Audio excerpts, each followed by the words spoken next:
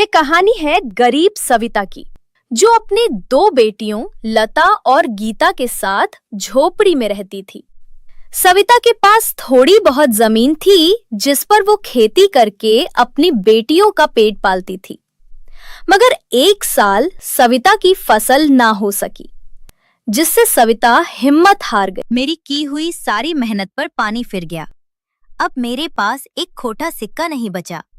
मैं अपनी बेटियों को क्या खिलाऊंगी? यही सब सोचकर सविता बीमार रहने लगती है और आखिरकार एक रोज सविता अपनी बेटियों को अनाथ छोड़कर दुनिया से चली जाती है, जिस पर दोनों बच्चियां फुट फुट कर रोती हैं। रसोई में बस थोड़ा ही आटा बचा है, वो भी खत्म होने पर है। अब हम दोनों को खेत की देख रेख करनी होगी। हाँ दीदी, चलो खेत में चलते हैं। दोनों बहनें अपने खेत में जाती हैं। वहां लगे बंजर जामुन के पेड़ों को देख लता कहती है, दीदी, लगता है इस पेड़ पर जामुन नहीं उगेंगे।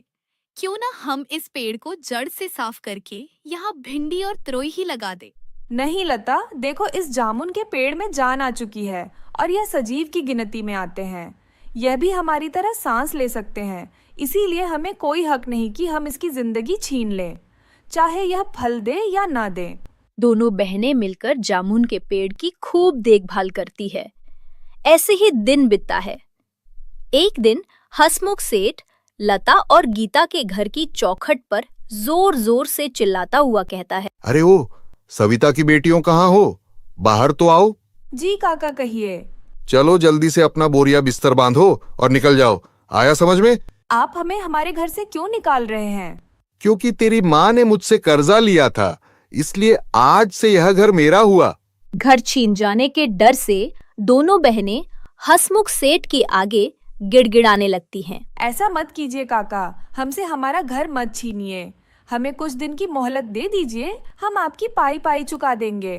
ठीक है, मगर कुछ दिनों बाद अगर मुझे मेरे पैसे नहीं मिले तो तुम दोनों अनाथ बहनों को घसीट कर घर से बाहर कर दूंगा।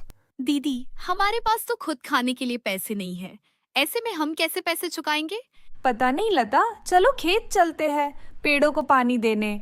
दोनों बहनें अपने खेत में जाती है। तभी लता जामुन के पेड़ों को देखकर बोलती है, दीदी, दीदी देखो, हमारे जामुन के पेड़ पर फल आ गए हैं।